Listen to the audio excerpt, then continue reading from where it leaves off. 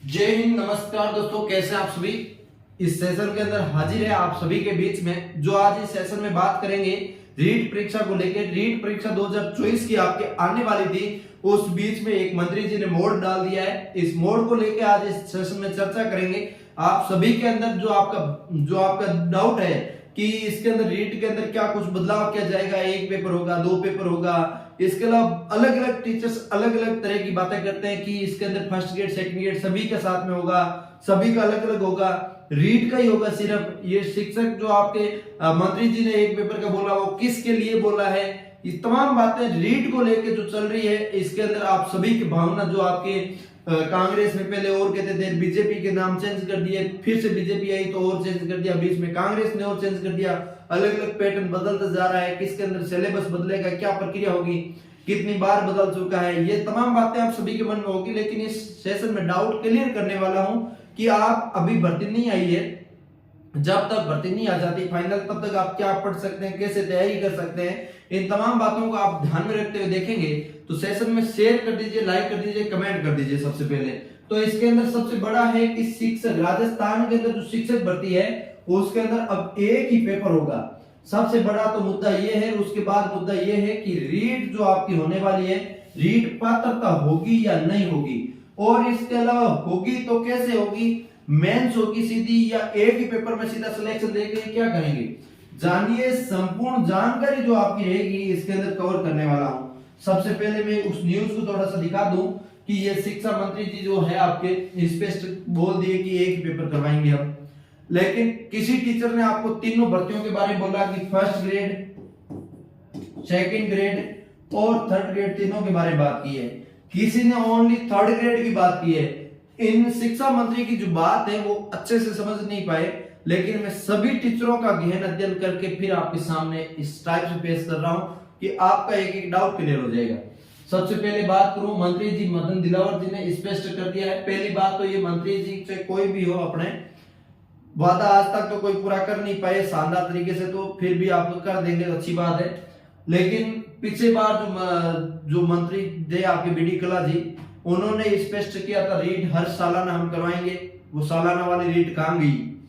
और इसके बाद इन्होंने ये घोषणा कर दी, मतलब ये आए दिन कुछ न कुछ घोषणा करते रहते हैं, वो पूरी होती नहीं है। ठीक है, अब इसके अंदर थोड़ी सी ये चर्चा करता हूँ। रीट जो आपकी है Rajasthan eligibility examination for teacher, यही होता है रीट का फुल नाम। तो इसके अंदर 2011-12 में जो आपके 11 से 13 के अंदर जो रीट होता था उसको बोला जाता था आर टेट, और उसके बाद उसका नाम बदल के 2015 से 17 के बीच में जो नाम कर दिया गया था रीट के कर दिया गया रीट। और 2021-22 के अंदर आपका रीट जो आपका प्री एग्जाम और लागू कर दिया। पहले हम प्री लेंगे, उसके बाद मेंस करवाएंगे। प्री के अंदर क्या क्राइटेरिया था, प्री के अंदर पात्रता परीक्षा करवाते थे, उसके अंदर 150 अंक का पेपर होता, उसके अंदर 55% जो आपके लिए नंबर लेके आने पड़ते थे। 82.5 अंक आए हैं तो आप इसके अंदर पात्रता क्लियर कर पाए, अन्यथा आपकी पात्रता क्लियर नहीं हुई, आप रीट मेंस के लिए एलिजिबल नहीं है, ये हो जाता था। ये तो भीड़ कम करने के लिए इन्होंने थोड़ा सा जुमला फेंका है। बाकी इसके अंदर देखो तो ये रीट एक एग्जाम है जो आपका सीधा टीचर बनाने के लिए, पहली क्लास से लेकर 8वीं क्लास तक का टीचर बनाने के लिए काम करता है।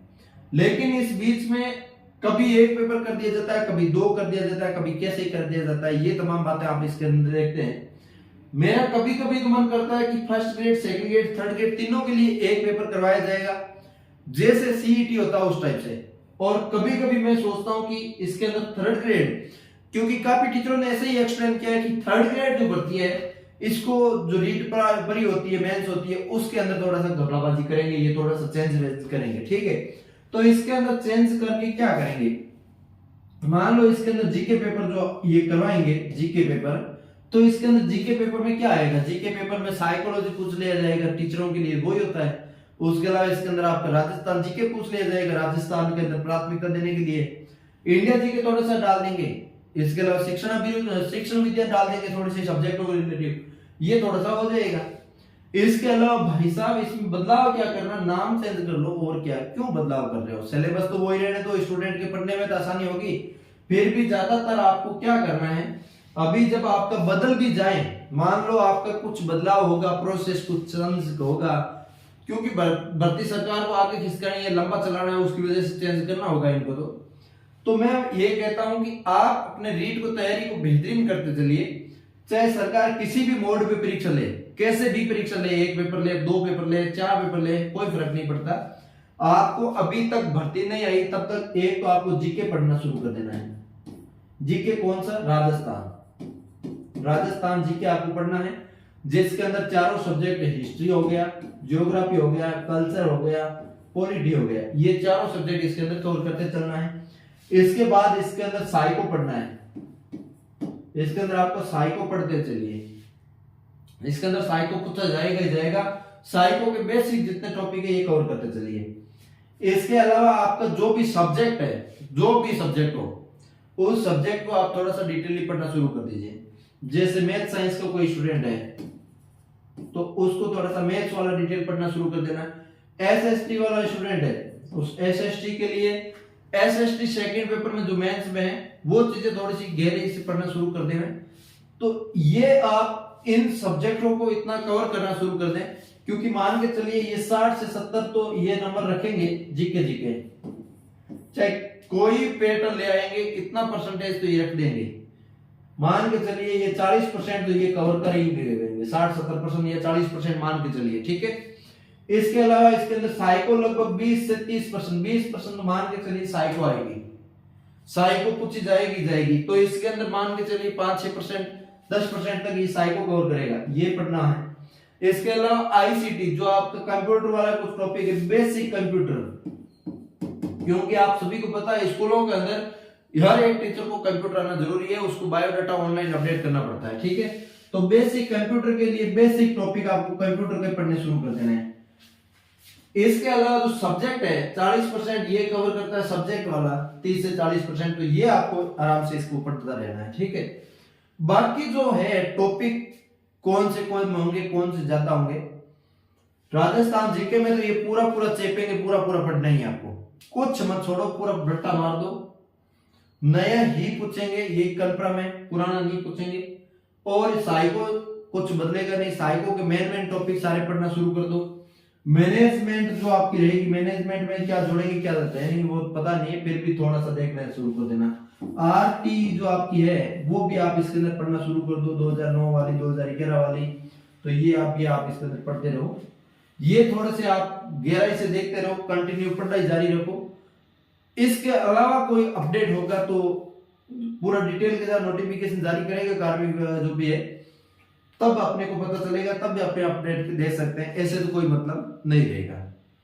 तब तक आप आराम से निरंतर जारी रखें, तैयारी बेहतरीन होगा।